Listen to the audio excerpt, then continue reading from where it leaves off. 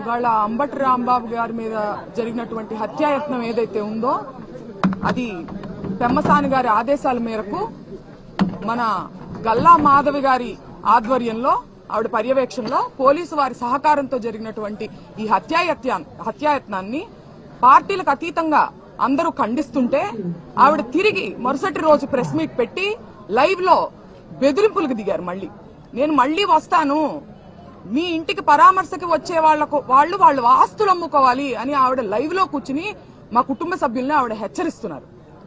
దీన్ని ఎలా చూడాలో నాకు అర్థం కావట్లా.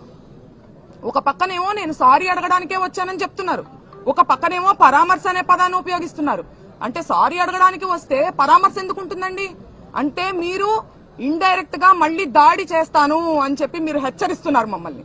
మీరేమనుకుంటున్నారు? గల్లా మాధవి గారిని నేను సూటిగా అడుగుతున్నా, మీరు మొదటిసారిగా ఎమ్మెల్యేగా గెలిచారు, మీకింత అధికార అహంకారం పనికి రాదు. మీరు వ్యవస్థల కన్నా పవర్ఫుల్ అనుకుంటున్నారా? న్యాయ వ్యవస్థ కన్నా, పోలీసు వ్యవస్థ కన్నా మీరు పవర్ఫుల్ అనుకుంటున్నారా? మీరు శాసనసభ్యులు కావచ్చు, సీఎం కావచ్చు, మినిస్టర్ కావచ్చు, వ్యవస్థలకు లోబడి పనిచేయాలనే ఇంకితం మీకు లేదా అని నేను ఈ సందర్భంగా నేను ప్రశ్నిస్తున్నాను ఆవిడని. అలాగే పెమ్మసాని గారు, ఆయన చాలా చదువుకొని దేశ విదేశాలు తిరిగి ఆయన తిరిగి రాజకీయాల్లోకి వస్తున్నారు అంటే నిజంగా పార్టీలకు అతీతంగా ఒక ఎడ్యుకేటెడ్ పర్సన్ గా ఆయన ఏదో ఇక్కడ ఉన్నటువంటి బురద రాజకీయాల్ని ప్రక్షాళన చేస్తారని నేను అనుకుంటే, జనం కూడా అనుకుంటే ఆయన ఇక్కడ ఉన్నటువంటి బురద రాజకీయాలను ఇంకా భ్రష్టు పట్టించే విధంగా ఆయన ఆలోచన విధానం ఉండడం చాలా దురదృష్టంగా నేను భావిస్తున్నాను. అలాగే ఆఫీసుకి ఇంటికి నిప్పు పెడతారా? ఆఫీసుకి ఇంటికి నిప్పు పెట్టారు, పక్కనున్న ఇళ్లకి ఆ నిప్పు అంటుకుంటే మొత్తం పక్కనిళ్లలో ఉన్నటువంటి సామాన్య ప్రజానికం వాళ్ళకి ఇబ్బంది కలుగుతుందనే విచక్షణ మీరు కోల్పోయారా? కక్షతో మీ కళ్ళు మూసుకుపోయినాయా అని నేను ప్రశ్నిస్తున్నాను. ఇదే సందర్భంలో ఆవిడ నన్ను అడుగుతున్నారు, మీ పిల్లలకి ఏం మెసేజ్ ఇస్తున్నారు మీరు?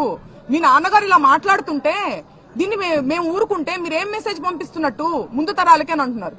నేను ఆవిడని సూటిగా అడుగుతున్నా, మీరేమి మెసేజ్ ఇస్తున్నారు మీ పిల్లలకి? న్యాయాన్ని మీ చేతిలోకి తీసుకోమని మీరు మెసేజ్ ఇస్తున్నారా? వ్యవస్థల్ని కంట్రోల్ చేయమని మీరు మెసేజ్ ఇస్తున్నారా? అవతలి వారు తప్పు చేస్తే అంతకు మించిన తప్పు మీరు చేయండి అని మీ పిల్లలకి మీరు మెసేజ్ ఇస్తున్నారా? నేను ఇవ్వట్లేదు.